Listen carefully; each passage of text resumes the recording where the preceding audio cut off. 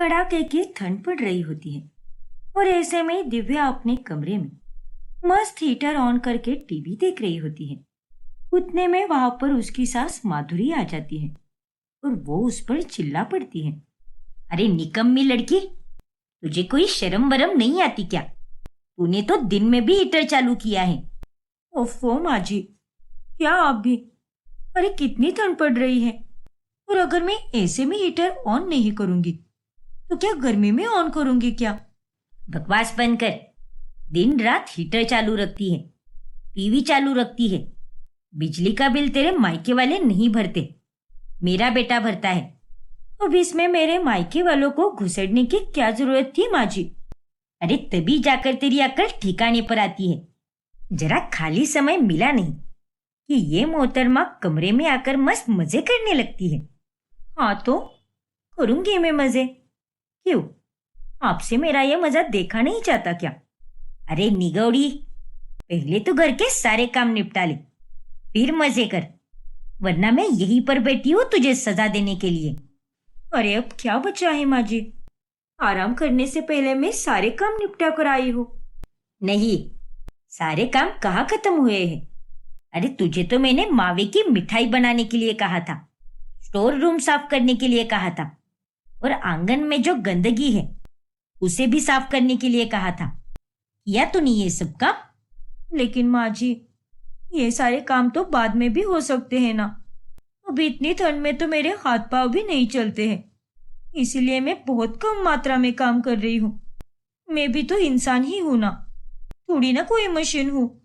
वो सब मैं नहीं जानती, सारे काम हो जाने चाहिए, उसके बाद ही आराम करना तू, वरना मैं यहाँ पर आकर तेरा खून पीती रहूंगी।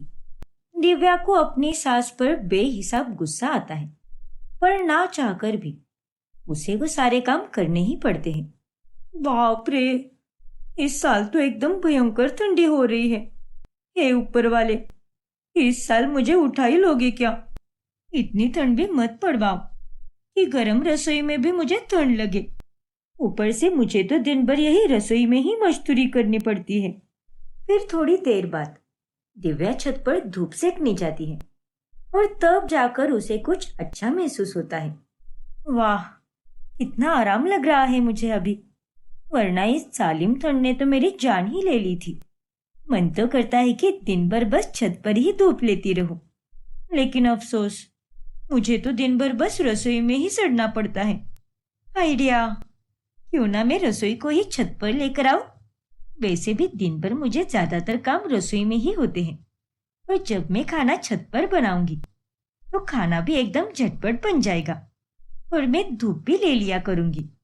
हाँ यार, क्या ठासू आइडिया है तेरा दिव्या। अब दिव्या बिना किसी की अनुमति लिए रसोई का सारा सामान छत पर शिफ्ट कर देती है, और छत पर रसोई को देखकर माधुरी और दिव्या का पति दर्पण एकदम हैरान हो जाते हैं। अरे ये सब क्या है दिव्या? अरे ऐसी भी क्या नौबत आ गई थी जो तुम्हें रसोई को छत पर शिफ्ट करना पड़ा? माफ करना दर्पण, लेकिन तुम्हारी प्यारी मातोश्री मुझे हीटर ऑन ही नहीं करने देती। ऊपर से दिन भर रसोई में काम करने के लिए कहती है मुझे, और इस खून जमाने वाली ठंड में तो मुझसे काम होने से रहा।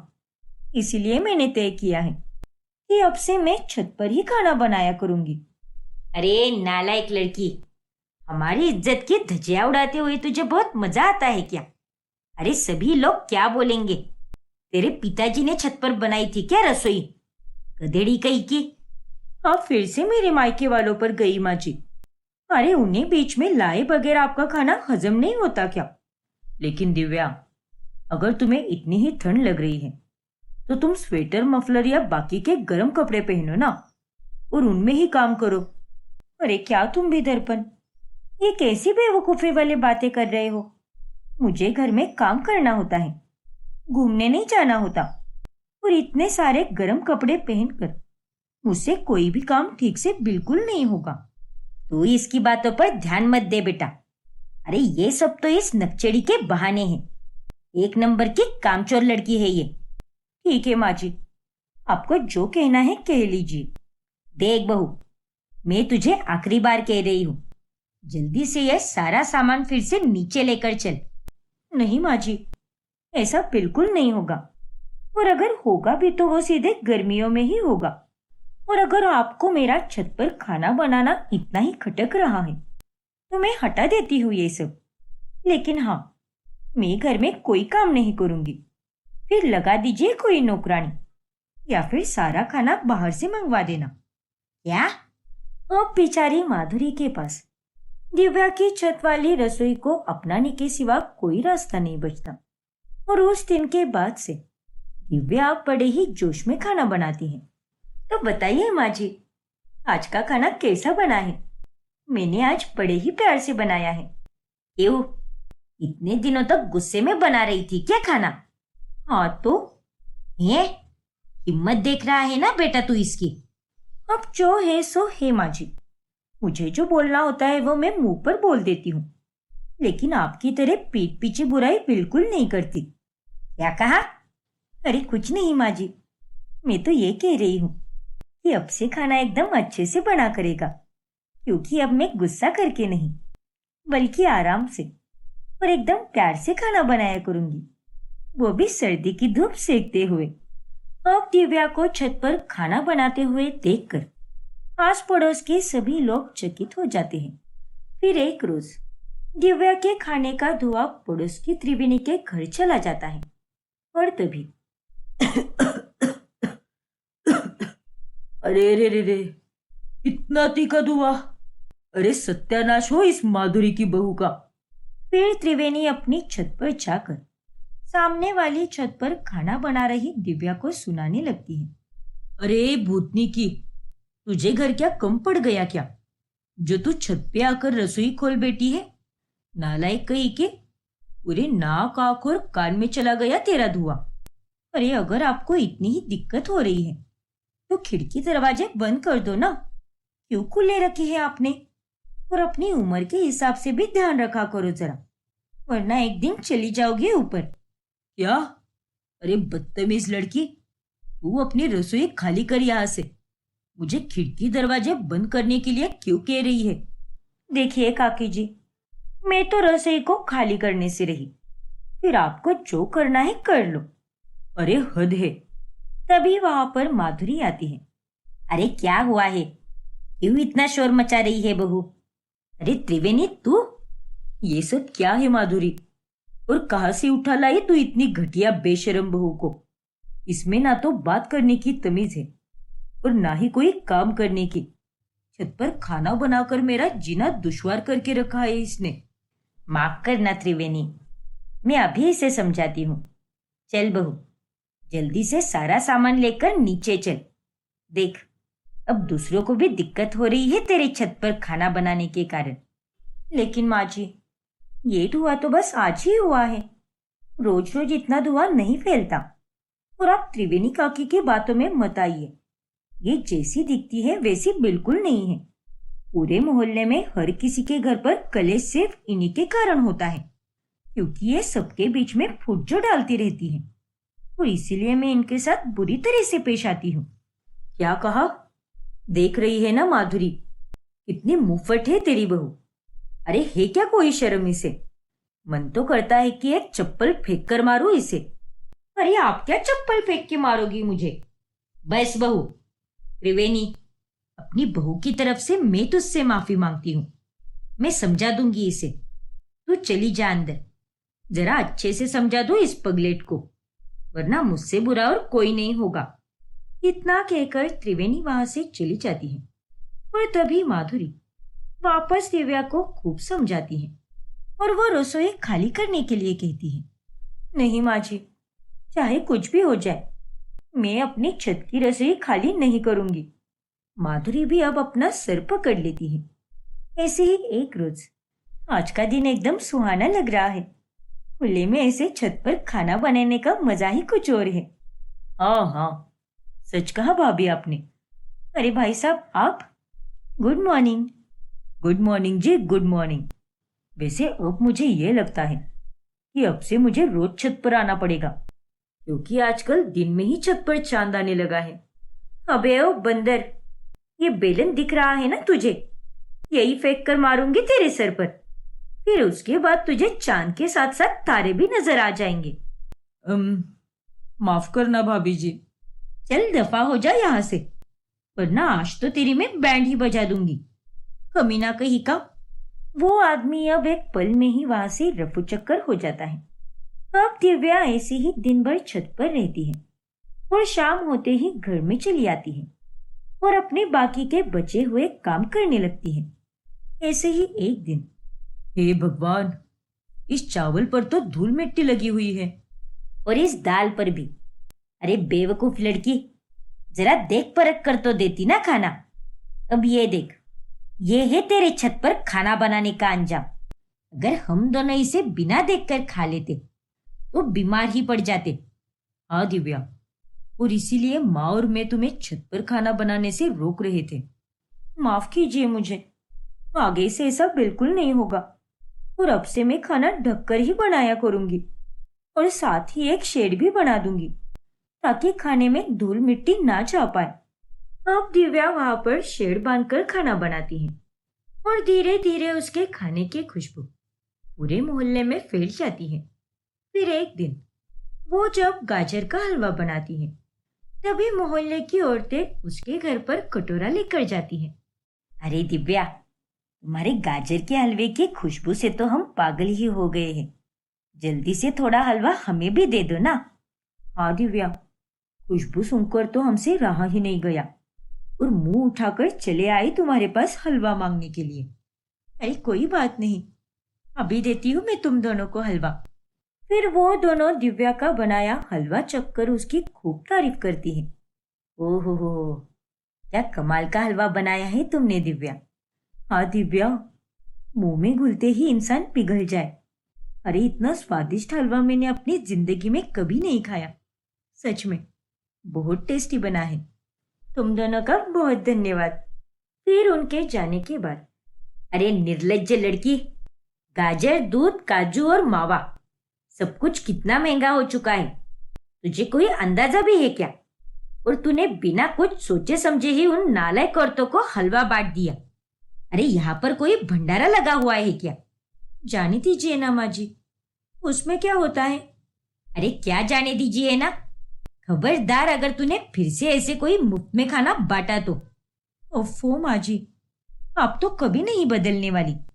अरे मुझे ऐसे लोगों के लिए बदलना भी नहीं है। अगर मैं तेरी जैसी समाज सेवा करती बैठी तो कटोरा लेकर मुझे और तुझे भीख मांगने की नौबत आ जाएगी। अब ऐसे ही छत पर खाना बनाने के कारण हर तरफ दिव्या के खाने की खुशबू फैलती ही रहती है और हर कोई उसका खाना खाने आया करता है। जिसके बाद उसके दिमाग में एक सुझाव आता है। हाँ बोल बहू, क्यों बुलाया है तूने हम दोनों को यहाँ पर? क्योंकि मेरे दिमाग में एकदम सॉलिड आइडिया आया है। अरे वो आइडिया सॉलिड हो या फॉलिड हो, तू जल्दी बता। वो आइडिया टिफिन सर्विस करने का है। Tiffin service? हाँ दर्पण, अब देखो ना, मेरे हाथ का खाना इस मोहल्ले में लगभग सभी को पसंद आने लगा है। सब मेरे खाने की खुशबू सूंघकर तो दीवाने हो जाते हैं और घर पर ही खाना खाने चले आते हैं। इसीलिए अब से मैं यहाँ पर खाना बनाकर बेचूंगी, उतने ही पैसे भी हो जाएंगे। अरे वाह, ये तो कमाल का आइडिया है। क्यों माँ? हाँ बेटा, आइडिया तो एकदम कमाल का है, पर इस नए काम को करते हुए अपने घर के कामों को भूल मत जाना। नहीं माँ जी, नहीं भूलूंगी मैं घर के सारे काम सही से करूंगी। आप एकदम बेफिक्र रहिए। अगर ऐसा है तो कोई बात नहीं, तुझे जो करना है कर ले। थैंक यू सो मच माँ जी। और इस तरह दिव्या छत पर खाना बनाकर टिफिन सर्विस शुरू करती है, जिससे उसे अच्छे खासे पैसे भी मिलते हैं और वो खूब तरक्की करती है। रात के कुछ 12:30 बज रहे होते हैं और पूरे शहर में धुआंधार बारिश हो रही होती है। और ऐसे में विराट फटाफट गाड़ी चलाते हुए घर की ओर जा रहा होता है। अरे हाँ मम्मी, आप और कंगना मेरी चिंता मत करो, मैं बस कुछ ही देर में घर पहुंच जाऊंगा। रोज का रास्ता तो पानी से भर गया है, इसीलिए मैं दूसरे रास्ते से आ रहा हूँ। यहाँ की सड़कें साफ है। लेकिन तभी अचानक से उस सुनसान रास्ते पर उसकी गाड़ी के आगे एक लड़की आ जाती है जिसे देखकर वो गाड़ी रोक लेता है और अपनी गाड़ी से बाहर निकलता है। अरे ये क्या, अभी अभी तो वो लड़के यहीं पर थे, फिर अचानक से कहां पर गायब हो गई? साहब, मम्मी, तुम यहाँ पर? साहब, मुझे अपने साथ ले चलो साहब, मेरे पीछे 2 शराबी गुंडे पड़े हैं। क्या? हाँ साहब, मेरा नाम मोहिनी है और मैं अपने भाई और भाभी के साथ रहती हूँ। लेकिन 2 दिन पहले मेरे भाई की मौत हो गई, जिसके बाद मेरी भाभी ने मुझे घर से बेघर कर दिया और मेरा अब कोई ठिकाना नहीं रहा। इस गरीब लाचार की मदद कर दो साहब, मैं आपसे हाथ जोड़कर विनती करती हूँ। हे भगवान, तुम्हारे साथ जो कुछ भी हुआ है बहुत बुरा हुआ है। हाँ साहब, इसीलिए कह रही हूँ, मुझे सहारा दे दीजिए। चाहिए तो मैं आपके घर पर नौकरानी बनकर काम करूंगी, लेकिन मुझे बस अपने साथ ले चलिए, क्योंकि अगर मैं यहाँ पर अकेली रही तो इस तूफानी मौसम में मेरे साथ वो दरिंदे कुछ गलत ना कर बैठे। अरे नहीं नहीं, तुम चिंता मत करो और चलो मेरे साथ, बैठ जाओ गाड़ी में। फिर विराट मोहिनी को घर ले आता है और उसे देखकर विराट की बीवी कंगना और उसकी माँ गरिमा चौंक जाती है। अरे ये कौन है? हाँ विराट, कहाँ से लाए हो इसे? और इसका होलिया तो देखो, कितनी भीगी हुई है ये। अरे कंगना, वो। फिर विराट उन दोनों को सब कुछ विस्तार से बताता है। मेम साहब, बड़ी मेम साहब, आप लोग बस मुझे यहाँ पर रहने दो, मैं यहाँ का सारा काम कर लूंगी और आप चाहो तो मुझे उसके पैसे भी मत देना, लेकिन प्लीज मुझे यहाँ पर रहने दीजिए। अरे हम ऐसे कैसे अनजान पर भरोसा कर ले? और हमें क्या पता कि तुम कहाँ से आई हो? जो बोल रही हो वो सच भी बोल रही हो या नहीं? मेम साहब, मैं झूठ नहीं बोल रही हूँ, मुझे बस काम चाहिए और साथ में रहने को छत। साहब, बड़ी मेम साहब, कुछ तो दया कीजिए। अरे रहने दो ना मम्मी। और कंगना, ये बेचारी मुसीबत में है और अगर हमने इसे गलत समझकर ऐसे ही जाने दिया और इसके साथ कुछ बुरा हो गया तो तब क्या करेंगे हम?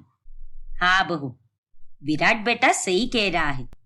मोहिनी, तू यहाँ पर रह सकती है, लेकिन तुझे सारे काम करने होंगे, लेकिन उसके बदले में तुझे कोई पैसा नहीं मिलेगा। ठीक है बड़ी मेम साहब, मुझे कोई दिक्कत नहीं है, कल से जैसा आप कहोगे मैं वैसा ही करूंगी। ठीक है, फिर रख लेते हैं इसे। अब मोहिनी उस घर में ही रहने लगती है। फिर अगली सुबह, मेम साहब। बाप रे, अरे मैं तो डर ही गई ना, पागल पागल हो गई हो क्या? माफ कीजिए मेम साहब। अरे कितनी डरावनी आवाज है तुम्हारी। अरे मेम साहब, मैं तो बस नाश्ता बनाने जा रही थी और मैं तो आपसे ये पूछने आई थी कि दूध वाला दूध कब तक देकर जाएगा? अरे दूध वाला तो दूध देकर भी गया होगा, दरवाजे पर ही रखा होगा। ठीक है मेम साहब। अब कंगना और गरिमा दोनों मोहिनी से बहुत काम करवाती है। वैसे माँ जी, इस मोहिनी के आने के कारण हमें घर में एक मुफ्त की नौकरानी मिल गई है और हमारे पैसे भी बच गए। हाँ बहू, अब तू और मैं आराम से रह सकते हैं। हाँ माँ जी, खास करके मैं। हाँ हाँ, वो तो है। लेकिन मम्मी जी, आपको ये बात थोड़ी अजीब नहीं लगी क्या? इसकी आवाज, इसके हंसने का तरीका और बाकी सब कुछ। हाँ बहू, थोड़ी सी अजीब तो है, पर हमें क्या, हमें बस अपना काम होने से मतलब है। गरिमा और कंगना देखती है कि मोहिनी सारा काम एकदम फटाफट से कर देती है। मेम साहब, मैंने सारे कपड़े धो दिए हैं और दोपहर का सारा खाना भी बना दिया है, अब क्या करूं? अरे इतनी जल्दी ये सारे काम कर भी दिए तुमने?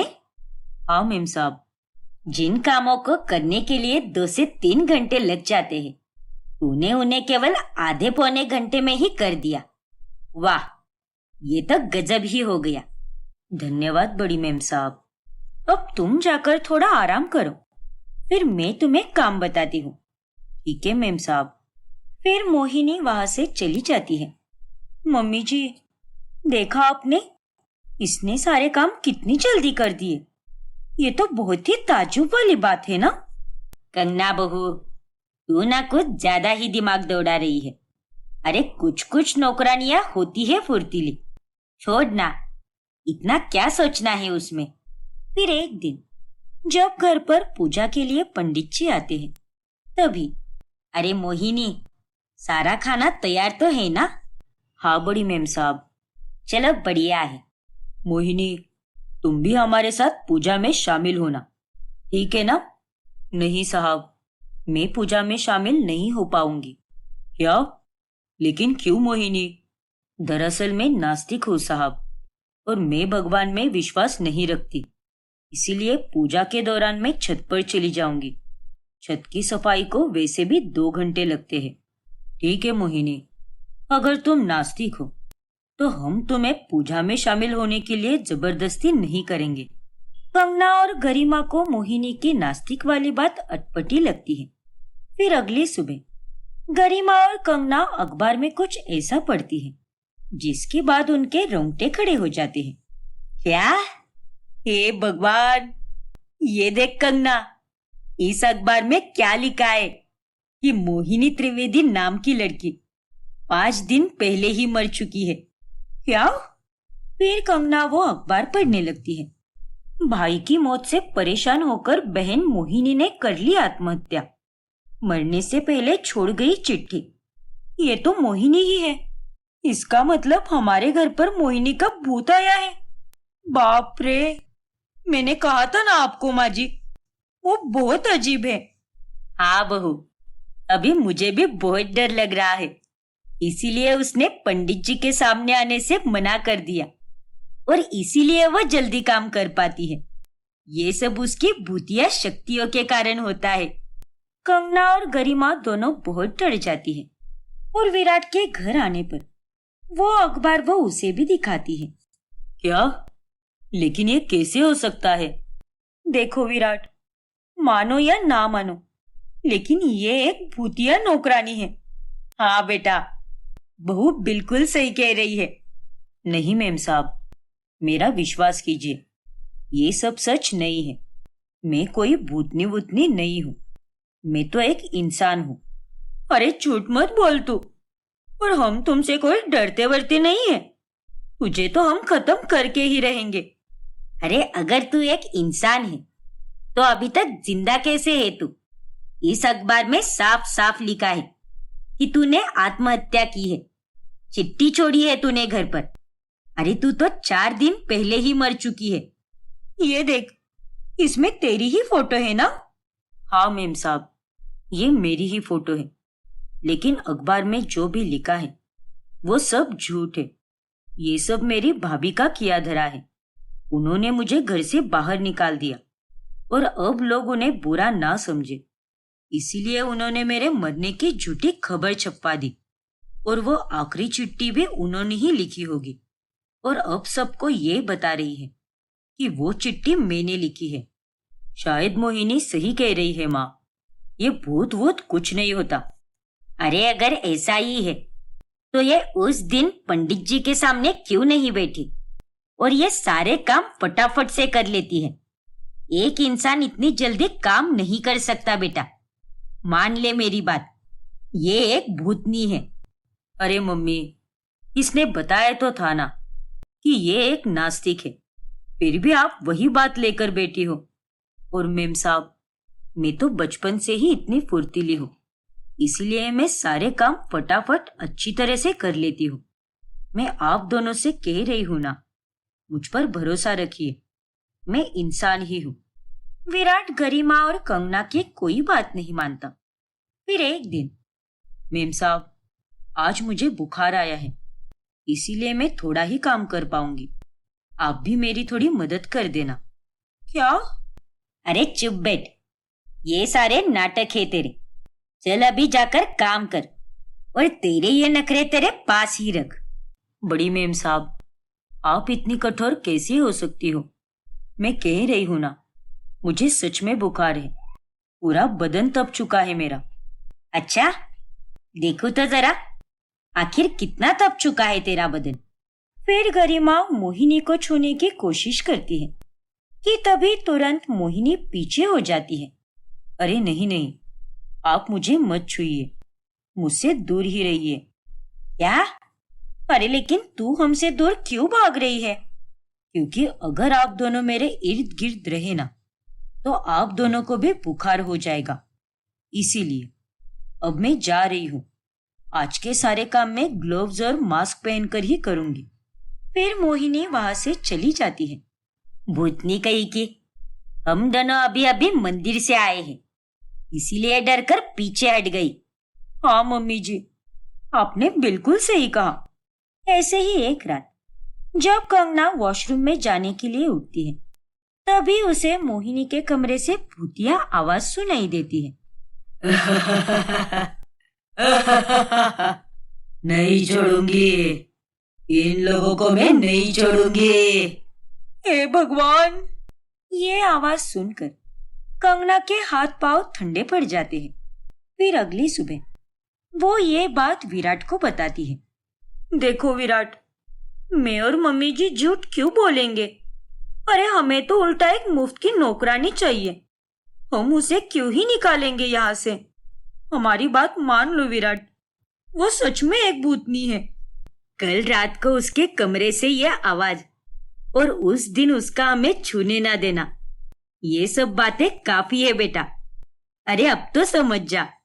हाँ विराट, हम आज ही तांत्रिक बुलाएंगे। हाँ बहू। अरे मम्मी, आप दोनों सच में कुछ ज्यादा ही सोच रही हो। ये भूत प्रेत वगैरह कुछ नहीं होता है, इसीलिए खामखा उस बेचारी को भूतनी कहना बंद करो। इतना कहकर विराट वहां से चला जाता है। फिर उसी रात जब विराट घर पे देर से आता है, तभी अरे यार, लाइट चली गई। इतना अंधेरा है यहाँ पर। अब तो दरवाजा खटखटाना होगा। मम्मी, कंगना, मोहिनी, लगता है सब घोड़े बेचकर सो चुके हैं। बारिश की आवाज के कारण इन्हें कुछ सुनाई भी नहीं दे रहा। फिर विराट पीछे के दरवाजे से घर में घुसता है कि तभी वो देखता है कि मोहिनी वहां हाथ में मोमबत्ती लिए उसी के पास आ रही है। तुझे तुम्हार, तुझे तुम्हार। मम्मी, ये तो सच में भूतनी है। उसे देखकर विराट बुरी तरह डर जाता है और वो वहां से भाग जाता है। और वो अगली सुबह ही घर पर आता है और पिछली रात जो भी हुआ वो सारी बातें वो गरिमा और कंगना को बताता है। तो क्या हम तुम्हें फारसी भाषा में कह रहे थे क्या? अरे पहले ही हमारी बातों पे विश्वास किया होता तो आज ये नौबत आती ही नहीं। हाँ मम्मी, आप सही कह रही हो, लेकिन अब हम उसका खात्मा करके ही रहेंगे। हाँ बेटा। कंगना बहू, जल्दी से तांत्रिक बाबा को फोन करके बुला ले। हाँ मम्मी, मैं अभी फोन लगाती हूँ। फिर तांत्रिक बाबा को बुलाया जाता है, जो मोहिनी को बांध देते हैं और अपनी हवन विधि शुरू करते हैं। ओम ह्रीं ह्रीं चामुंडाय नमः। दुष्ट भूतनी, खत्म हो जा। क्यों परेशान कर रही है सबको? खत्म हो जा। अरे साहब, मैं कह रही हूं ना कि मैं एक इंसान ही हूं। बंद कीजिए ये सारा तमाशा। अरे आप तो कुछ बोलिए। मैं कोई भूतनी वूतनी नहीं हूं, छोड़ दीजिए मुझे। अरे चुप हो जा, आज तो तेरा सर्वनाश होकर ही रहेगा। भूतनी कही कि। मोहिनी अपनी बातें जारी रखती है और इधर तांत्रिक भी अपनी सारी विधि पूरी करता है, लेकिन उसके बाद भी मोहिनी पर उसका कोई असर नहीं होता। गरिमा जी, मैंने अपने सारे मंत्रों का उच्चारण कर दिया है और विधि का नतीजा यही है कि ये नौकरानी एक मामूली इंसान ही है और ये कोई भूतनी नहीं है। क्या? देखा, मैंने कहा था ना आपको। फिर आप सबको ये करने की क्या जरूरत थी? लेकिन बाबा, ऐसे कैसे हो सकता है? हमें तो सारे संकेत मिले हैं। जो यही साबित करते हैं कि ये एक भूतनी है। हाँ बाबा, हमने तो इसके कमरे से भूतनी की आवाज भी सुनी है और ये किसी को अपने बदन को छूने भी नहीं देती। हाँ बाबा जी, और तो और कल रात को ये भूतनी बनकर पूरे घर में घूम रही थी और भूतिया गाना भी गा रही थी। अरे नहीं साहब, मैं दरवाजा खोलने के लिए उठी थी तब लाइट चली गई थी, इसलिए मैंने हाथ में मोमबत्ती ली थी और मैं गाना भी बस बेवजह ही गा रही थी। मैंने कुछ दिनों पहले ही भूतिया फिल्म देखी थी और बड़ी मेम साहब, मेरे कमरे से भूतनी की आवाज आई थी, लेकिन वो कोई मेरी आवाज नहीं थी, बल्कि वो आवाज तो मेरे फोन से आई थी। मैं रोज रात को भूतिया फिल्में देखना पसंद करती हूँ। और रही बात ना छूने देने की, तो मैंने आपको उस दिन भी बोला था कि अगर आप दोनों मेरे इर्द गिर्द रहोगी तो आप दोनों को भी बुखार हो सकता है। अब इतना सब बताने पर भी आप लोग मेरी कोई बात नहीं मान रहे। ये सारी बातें सुनकर उन तीनों को अपनी गलती का एहसास हो जाता है। माफ कर दे बेटी, हमसे बहुत बड़ी गलती हो गई। हाँ मोहिनी, हमने तुझे भूतनी समझकर बहुत परेशान किया है। मुझे भी माफ कर दो मोहिनी। हम तीनों ने बिना सोचे समझे बातों को अपनी तरफ से कुछ और ही माना और उसका नतीजा ये सब निकला। अंत में मोहिनी उन तीनों को माफ कर देती है और उस दिन के बाद से वो चारों एक खुशहाल जीवन जीते हैं। निर्मला की बेटी अंजू बहुत ही आलसी और कामचोर होती है और सबसे ज्यादा आलस उसे नहाने का आता है। एक सुबह, अरे यार, ब्रश करने के लिए भी मुझे जान पर आ रहा है। मैं तो आज भी नहीं नहाने वाली, जाने दो। अरे नालायक निर्लज्ज लड़की, थोड़ी सी तो लाज शर्म है कि नहीं तुझ में? हर रोज यही कहती है कि मैं आज तो बिल्कुल नहीं नहाऊंगी। अरे ठंड में तो फिर भी समझ आता है, लेकिन इस भयंकर गर्मी में बिना नहाए तो कैसे रह सकती है? मुझे यह सब बिल्कुल पसंद नहीं। यार मम्मी, मुझे नहाना किसी मेहनत वाले काम से कम नहीं लगता, इसीलिए वो करने में मुझे बहुत आलस आता है। अरे सुबह सुबह नहाने के लिए ताकत किस में रहती है? मुझे तो बिल्कुल भी नहीं नहाना और मैं वापस सो रही हूँ। एक लाफा लगाऊंगी ना तो सारा आलस एक झटके में ही चला जाएगा। अभी 2 हफ्तों में तेरी शादी होने वाली है, तब तू क्या करेगी? वहां ससुराल में भी बिना नहाए ही रहेगी क्या? अरे नहीं मम्मी, मैं ससुराल में रोज नहाऊंगी और मैं अच्छे से जानती हूँ जो सुख और आजादी मायके में होती है वो ससुराल में नहीं मिलती, इसीलिए आप टेंशन मत लो, मैं ससुराल में नहा लूंगी। लेकिन अब प्लीज मम्मी, लाइफ के ये 2 हफ्ते मुझे अच्छे से आराम करने दो। अरे निर्लज्ज लड़की, अभी तक तो तू बस आराम ही करती आ रही है, और कितना आराम करेगी? काम की ना काज की, दुश्मन अनाज की, राम ही जाने क्या होगा इस बेवकूफ का। फिर 2 हफ्ते बाद अंजू की शादी साहिल नाम के एक लड़के से होती है, लेकिन शादी के बाद भी अंजू अपनी हरकतों से बाज नहीं आती।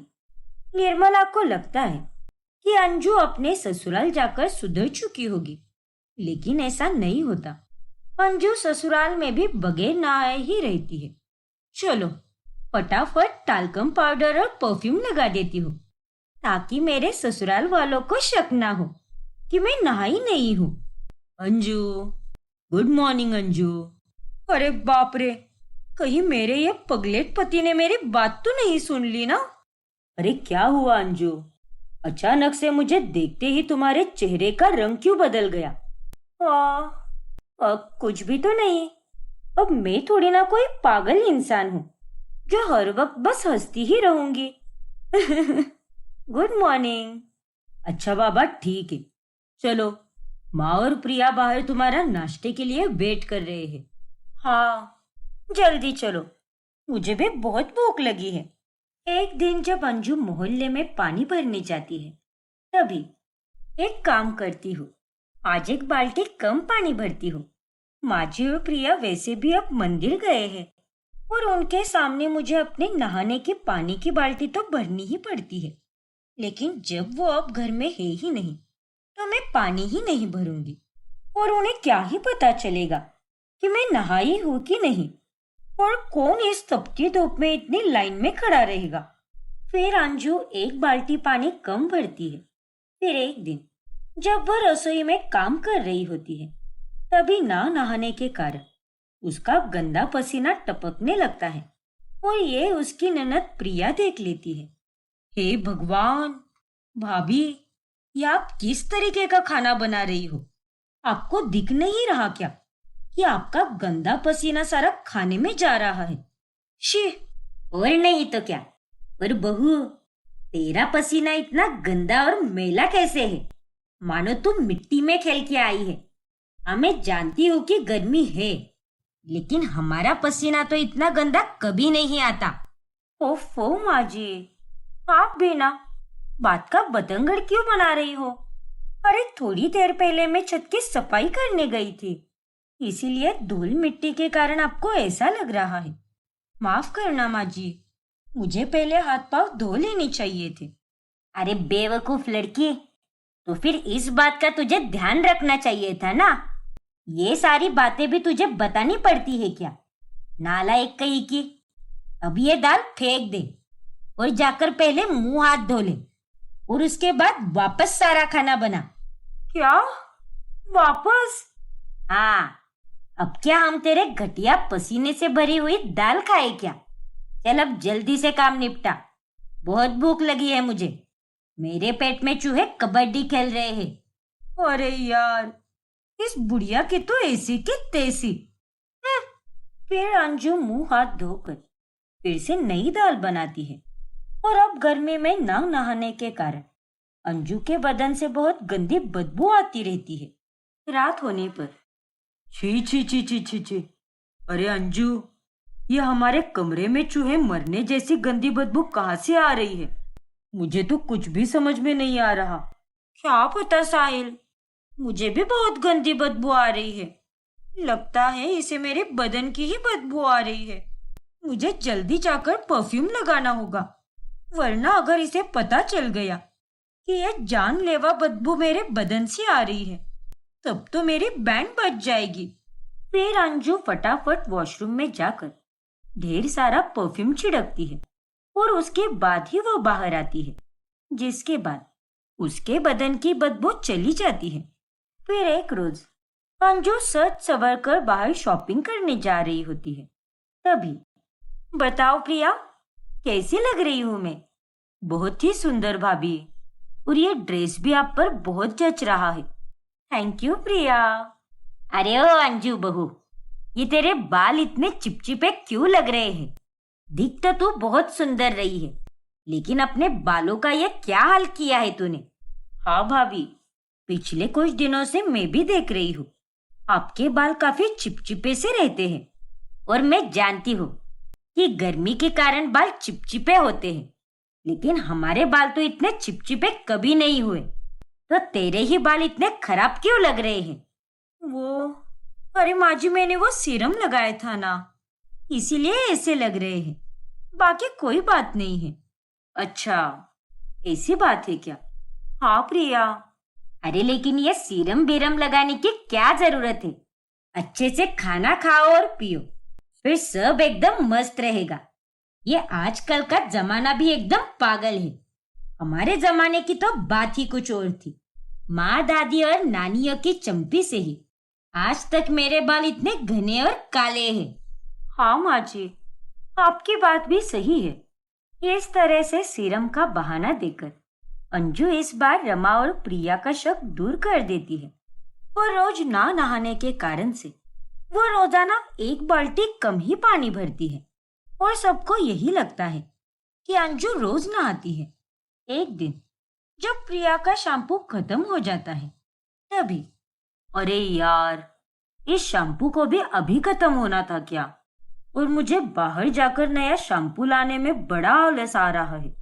एक काम करती हूँ, अभी के लिए अंजू भाभी का शैम्पू यूज कर लेती हूँ। हाँ, यही सही रहेगा। फिर प्रिया अंजू के बाथरूम में जाती है और तभी वहां का नया शैम्पू और नया साबुन देखकर वो हैरान रह जाती है। अरे ये क्या? ये शैम्पू की बोतल तो पूरी की पूरी भरी हुई है और ये साबुन की टिक्की भी एकदम नई की नई है। भाभी को यहाँ पर आए पूरा 1 महीना हो गया है और इन्होंने अभी तक इसे इस्तेमाल कैसे नहीं किया। तभी वहां पर अंजू आती है। अरे प्रिया, तुम यहाँ पर क्या कर रही हो? अरे भाभी, वो मेरा शैम्पू खत्म हो गया था ना, इसीलिए मैं आपके बाथरूम में चली आई। लेकिन यहाँ पर आकर तो मैंने ये देखा कि आपका शैम्पू और साबुन दोनों भी नया है। आपने इसे अभी तक इस्तेमाल कैसे नहीं किया? अरे वो ना, हाँ, वो मैं अपने मायके से पुराना शैम्पू और साबुन लेकर आई थी ना, इसीलिए। अब इतने महंगे महंगे प्रोडक्ट्स होते हैं तो मैं थोड़ी ना वहां पर उसे छोड़कर आती। वहां पर तो उसे कोई भी यूज नहीं करता और ये खत्म होने के बाद ही मैं इन्हें इस्तेमाल करने वाली थी, इसीलिए ये अभी तक नए के नए ही है। और शैम्पू और साबुन दोनों आज ही खत्म हुए हैं और कल से मैं इन दोनों को यूज करूंगी।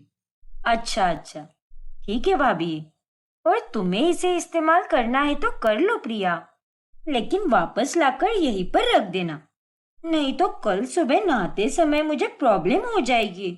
ठीक है भाभी, थैंक यू। फिर प्रिया वो शैम्पू लेकर चली जाती है। फिर एक दिन जब रमा को उसकी पड़ोसन सरिता मिलती है, तभी, अरे रमा बहन, बड़े दिनों बाद मिली हो। वैसे तुम्हारी बहू तो पहले पहले 3 बाल्टी पानी लेकर जाया करती थी, लेकिन अभी तो वो 2 ही बाल्टी लेकर जाती है और सिर्फ 2 बाल्टियों में ही वो कैसे नहा लेती है क्या पता। अरे नहीं नहीं सरिता बहन, आपको शायद कोई गलतफहमी हो गई है। अंजू बहू तो रोज 3 बाल्टी ही पानी भरकर लाती है। 1 बाल्टी पानी वो नहाने के लिए इस्तेमाल करती है। नहीं रमा बहन, मैं अंधी थोड़ी ना हूँ, मैं तो रोज देखती हूँ वो केवल 2 ही बाल्टियां लेकर जाती है। ये जानकर रमा हैरत में पड़ जाती है। फिर अगले दिन वो और प्रिया देखती है कि अंजू वाकई में 1 बाल्टी पानी कम भरती है और वो बिना नहाए ही तैयार हो रही है। वो दोनों लगातार 2 दिनों तक अंजू पर निगरानी रखती है और दोनों दिनों में अंजू बिना नहाए ही तैयार होती है। और ये देखकर वो दोनों समझ जाते हैं कि वो नहाती ही नहीं है। शायद इसीलिए भाभी का शैम्पू और साबुन नया का नया ही था। हाँ, और इसीलिए इस पनौती चुड़ैल के बदन से गंदी बदबू और गंदा पसीना टपकता रहता है और साथ ही इसके बाल भी कितने खराब हो चुके हैं। फिर वो दोनों अंजू के पास चली जाती है। अरे बेशरम लड़की, तुझे शर्म नहीं आती क्या? इस घर की लक्ष्मी होकर भी तू बिना नहाए कैसे रह सकती है? अरे नहीं माँ जी, मैं तो रोज नहाती हूँ। चुप कीजिए भाभी, हमें सब पता चल चुका है। हाँ बहू, अब ये नाटक करना बंद कर दे। अरे नहीं माँ जी, अब मैं आपको क्या बताऊँ, मुझे यहाँ इस शहर का पानी ही सूट नहीं करता। मैंने 2-3 बार ट्राई भी किया है, लेकिन मुझे तो रैशेस होने लगे थे और इतनी गर्मी में रैशेस कौन सहन करेगा माँ जी? इसीलिए मैंने ये सारा नाटक किया, वरना ना नहाकर मुझे क्या मिलने वाला था। माफ कीजिए माँ जी, लेकिन मेरी भी मजबूरी थी। कुछ भी भाभी, पानी सूट नहीं करता, ऐसा कुछ भी नहीं होता है। ये बस आप बहाना दे रही हो। रुकिए, अभी मैं आपकी मम्मी को कॉल करती हूँ। फिर वो दोनों निर्मला को फोन करती है और ये सब सुनने के बाद निर्मला भी उस पर बहुत गुस्सा हो जाती है। अरे बैल बुद्धि लड़की, तुझे मैंने 1000 बार समझाया था कि ससुराल में जाकर अपनी ये बुरी आदत छोड़ दे, लेकिन तूने मेरी एक बात नहीं मानी। मायके में भी तुझे नहाने का आलस आता था और अब ससुराल में भी तू वही कर रही है। अरे मुझे लगा कि तू वहां पर जाकर तो सुधर चुकी होगी, लेकिन तू तो वहां पर कुछ और ही गुल खिला रही है। लेकिन निर्मला जी, अब बस बहुत हुआ। अरे हम ऐसी लड़की को हमारे घर की बहू बनाए नहीं रखेंगे जो कभी नहाती ही ना हो। अरे बहू तो घर की लक्ष्मी होती है और ना नहाने से घर में पनौती आती है। इसीलिए इसे हम आज ही निकाल रहे हैं और मेरे बेटे के लिए हम कोई और बहू देख लेंगे। हमें इसकी कोई जरूरत नहीं है। हाँ माँ, आपने बिल्कुल सही कहा। मुझे भी ऐसी भाभी बिल्कुल भी नहीं चाहिए। छे, कितनी गंदी रहती है ये। अरे नहीं नहीं माँ जी, ऐसा मत कीजिए। मुझे इतनी बड़ी सजा मत दीजिए। मैं आपके सामने हाथ जोड़ती हूँ। मैं कल से रोज नहाया करूंगी, वो भी बिना भूले। लेकिन आप लोग मुझे यहाँ से मत निकालिए प्लीज माँ जी। मैं आपसे वादा करती हूँ कि अब से मैं रोज नहाया करूंगी। फिर रमा अंजू को माफ करके अपनी गलती सुधारने का एक और मौका देती है, जिसके बाद अंजू रोजाना नहाना शुरू करती है और किसी को शिकायत का कोई मौका नहीं देती।